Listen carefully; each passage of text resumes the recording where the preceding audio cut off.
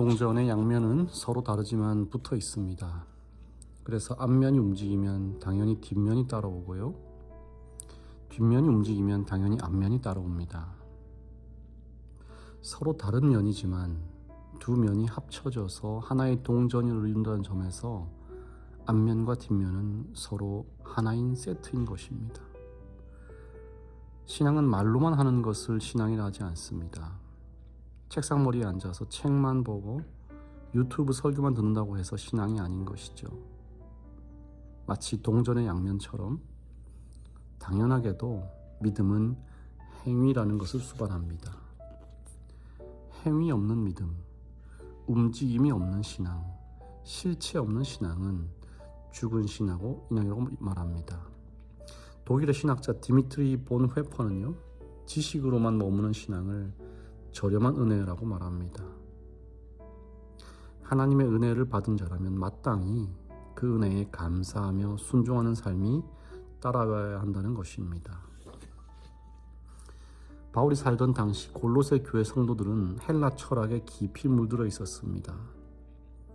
이 헬라 철학은 현대 인문학의 기초가 되는 매우 진보된 학문인 것은 분명합니다만 또 한편으로는 매우 반쪽짜리 학문이기도 합니다. 왜냐하면 높은 이상과 높은 표준을 추구하는 것은 맞지만 막상 그 철학을 주창하는 자들의 삶은 그렇지 않다는 것입니다. 말 그대로 이상과 현실이 철저하게 분리된 학문이 바로 헬라 철학의 성격입니다. 그러다 보니 사람들에게 인기가 좋을 수밖에 없었죠. 그렇게 안 살아도 되거든요. 말은 거창하게 해도 되면서 삶은 내 마음대로 살아도 되니까 얼마나 편합니까? 제가 이렇게 설교 말씀을 전하지만 이 시간이 지나면서 전혀 다른 사람으로 살아갈 수 있는 것이죠. 설교관대로 살 필요가 없는 것입니다.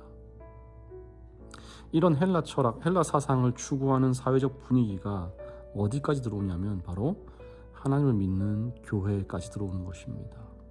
8절입니다. 누가 철학과 헛된 속임수로 너희를 사로잡을까 주의하라. 이것은 사람의 전통과 세상의 초등학문을 따름이요 그리스도를 따름이 아니니라. 믿음과 행위를 분리시키는 거예요. 성경과 삶을 분리시키는 것입니다. 교회는 다니지만 교회 밖에서는 전혀 다른 사람의 모습으로 살고 있는 것입니다. 예수님은 좋은데요, 사람은 싫은 것입니다. 율법은 싫은데 사랑은 좋은 거예요. 바울은 이것을 뭐라고 얘기해요? 헛된 속임수라고 말해요. 여러분, 속임수가 무엇입니까? 실체가 없는 게 속임수죠. 믿음이라는 것에 실체가 없는 것입니다. 그냥 지식으로만, 머릿속에만 머문다는 것입니다. 말로만 머문다는 것입니다. 그리고 그것은 초등학문이라고 말해요. 고상한 것 같고 똑똑한 것 같지만 그 실상은 매우 유치하다라는 것입니다. 여러분, 믿음에는 실체가 있어야 합니다. 내가 하나님을 믿노라고 하는 이 내 삶의 증거들과 열매들이 있어야 하는 것이죠. 입으로 아무리 말을 잘해도 그 말한 대로 내가 살아내지 않으면 바울의 말처럼 그리스도를 따름이 아닐 수 있다는 것입니다. 하나님은 보이지 않는 분입니다. 그래서 당시 유대인들은 막연하고 추상적인 존재로 하나님을 생각했어요. 그리고 하나님은요, 거기에서 머무지 않도록 하시기 위하여 실체를 보내십니다. 바로 예수 그리스도입니다.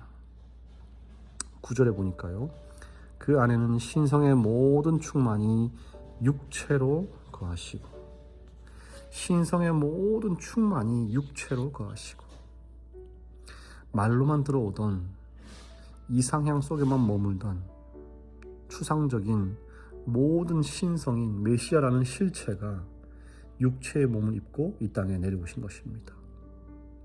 그래서 이제 더 이상 하나님은요, 멀리 계신 분이 아니라 가까이 계신 분, 살아 계신 분, 우리 중에 거하시는 분이 된 것입니다. 그리고 나머지 것들은요, 모두 다 그분을 위한 그림자에 불과하다는 것입니다.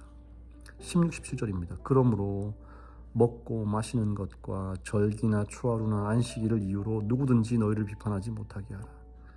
이것들은 장래일의 그림자이나 몸은 그리스도의 것이니라. 예수 그리스도의 오심으로 인하여서 이제 그분을 형상화하던 많은 것들이 그림자일 뿐이 드러났습니다.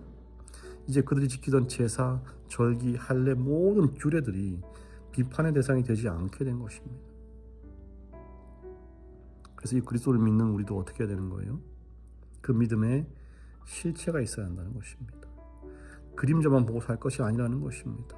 말 그대로 우리 삶에 드러나는 그리스도 예수가 있어야 한다는 것입니다. 삶으로, 행위로, 순종으로 살아계신 그분을 이 세상에 드러내는 것입니다. 태양이 머리 위에 높이 뜨면 그림자는 사라집니다. 그리스도라는 실체가 내 삶의 중심에 들어오면요, 내가 나를 증명하려던 그 모든 종교적인 껍데기들은 힘을 잃습니다. 내가 이만큼 한다라는 어떤 자기의 의의는 사라지고요, 내 안에 그리스도가 사신다는 순종함, 이런 삶의 모습만 남게 되는 것입니다. 동전의 앞뒷면은 붙어있듯이 그리스도께 붙어있는 사람은 자연스럽게 그분의 성품을 삶의 뒷면에 그려내는 것입니다. 사랑하는 성도 여러분, 오늘 우리는요, 철학 때문에 이 자리에 모인 것이 아니죠. 생명 얻기 위하여 모였습니다. 유튜브 화면 속의 은혜에 만족하지 말고 오늘 여러분의 거실에서, 일터에서 그리스도라면 어떻게 행하셨을지를 고민하며 한 걸음 한 걸음 걸어가시기를 바랍니다. 저와 여러분의 믿음이 헛된 속임수나 초등학문에 머물지 않기를 간절히 바랍니다. 보이지 않는 하나님을 세상이 볼 수 있게 하는 유일한 방법은 뭐라고요? 보이지 않는 우리의 믿음이 보이는 실체, 보이는 순종으로 나타나는 것입니다. 6절 읽어드리겠습니다. 너희가 그리스도 예수를 주로 받았으니 그 안에서 행하되. 교회에게 보는 권면 296페이지입니다. 우리가 그리스도에게 연결되어 있다는 것을 증명하는 길은 우리의 말, 우리의 행동, 우리의 품성으로 하나님의 뜻을 따름으로써 되는 것이다.